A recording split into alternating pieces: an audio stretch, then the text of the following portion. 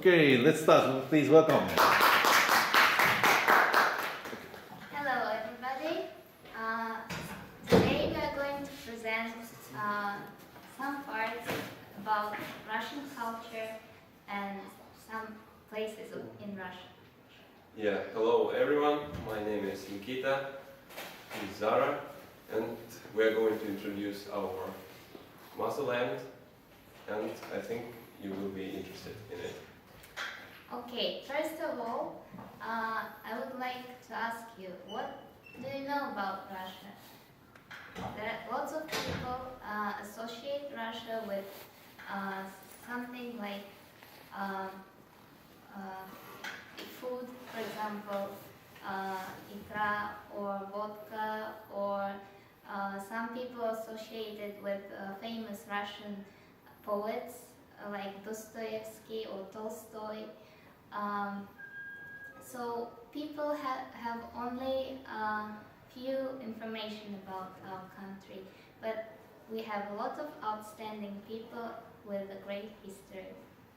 So first I would like to say a few words about our language. Russian is known as a very difficult language because of pronunciation and grammar. We don't have a lot of symbols. We have only 33 letters in our alphabet, and it is not difficult to write them.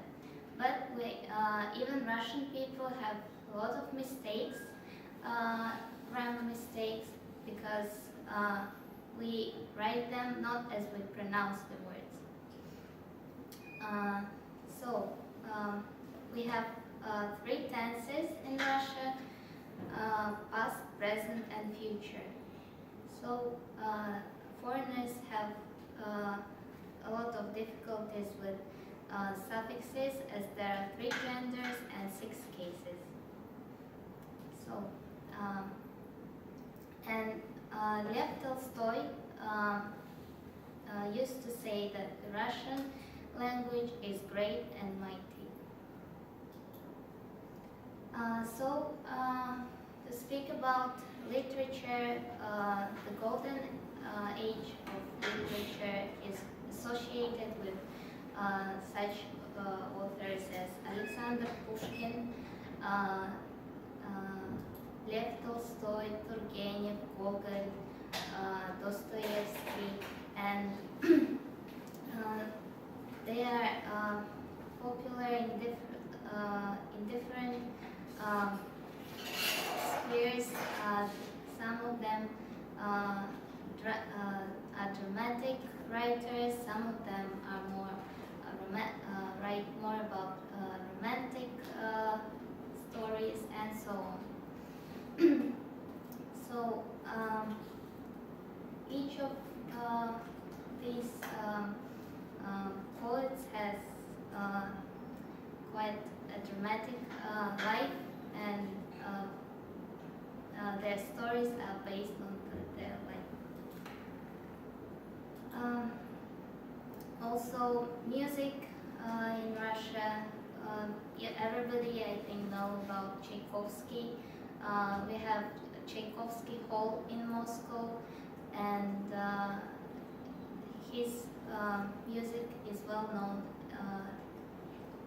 around the world. And of course, Bolshoi Ballet. It is one of the things that people associate Russia, such Bolshoi Ballet and Bolshoi Circus. And here you can see how do they look like Bolshoi Theater and theater in St. Petersburg. But now, as there are still a lot to say about culture, and I would like to say a few words about Kostroma. Yeah, can we change? Yeah, sure.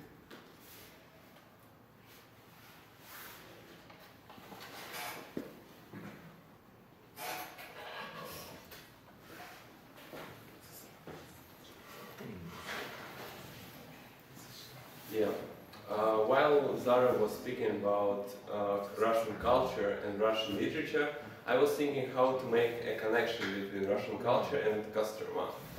So there are really two connections, because she mentioned Russian literature and also a famous theatrical writer, Ostrovsky, whose writing is directly connected with Kostroma, because he used to live near Kostroma and rode there watching the Volga River. So Kostroma is the administrative center and the capital of Kostroma Oblast or region, and located about 350 kilometers northeast of Moscow. You can get there by train, by bus or by car. Population isn't as much compared to Moscow, so it's only 270,000 people. And land area is also not that big, 145 square kilometers. So, but why this city was named Kostroma? There are several opinions about it, from different scientists. The first one is Kostra, the straw to be burned, because Kostroma is the name of East Slavic goddess of fertility, and in spring ancient Slavic people used to burn the women of straw to provide good harvest. And another way is koster, which in Russian means fire, because the region was famous for its dense forest, which covered a lot of robbers, and in the night there were a lot of fires there. So there are two versions of the name. Symbols of Kostroma. In the beginning, I want to talk about coat of arms. It's existed in the city since 1767 and was given by the Russian Empress Catherine the Great. In 1767, she visited lots of cities which were situated on the Volga River. And actually the ship on the coat of arms is the Tverskoy fleet. Catherine the Great used it to flew around the Volga. But her son in 1796 changed it to a very strange coat of arms, and even now scientists don't know what it means. But I can guess that the Emperor Paul the First was the Mason, so there are some, I think, Mason symbolic. The flag of Kostroma is included the coat of arms of Kostroma and different colors.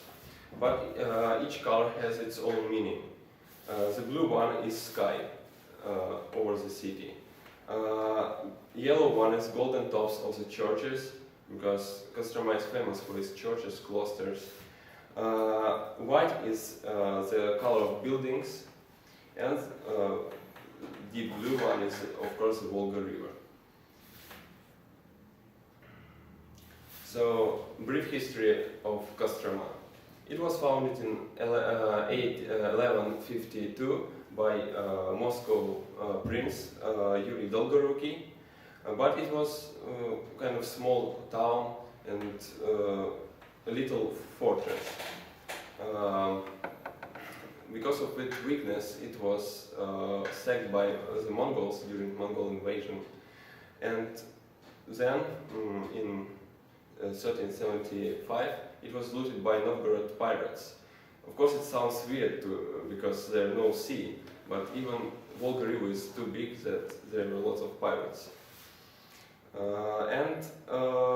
The development of the town begins in the 16th century, since the establishment of Moscow Trade Company, when the Moscow Tsardom decided to expand its influence in the world.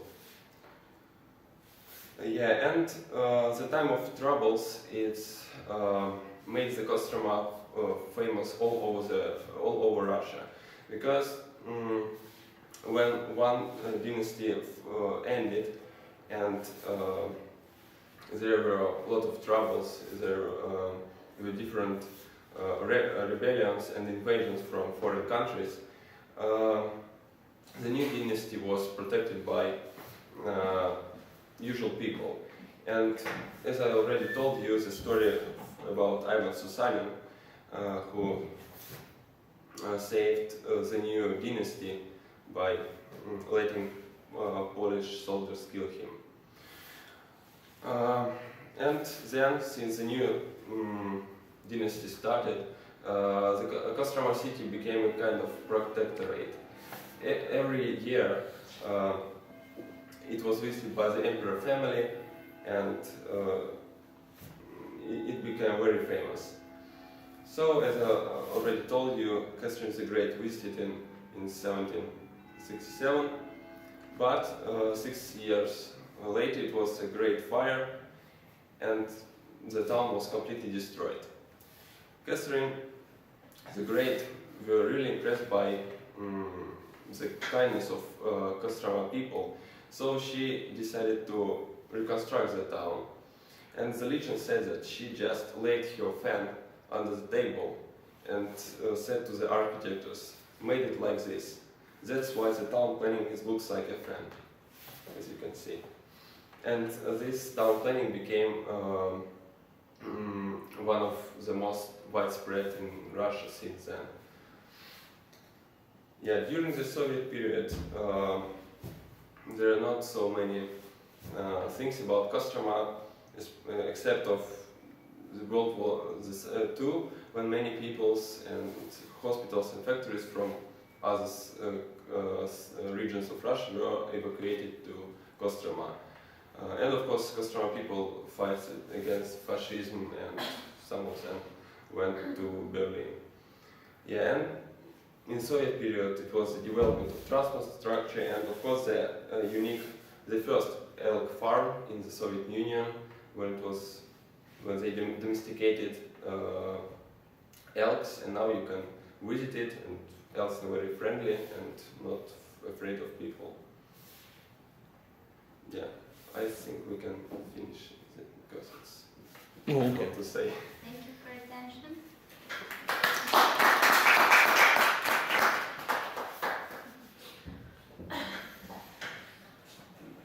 Okay.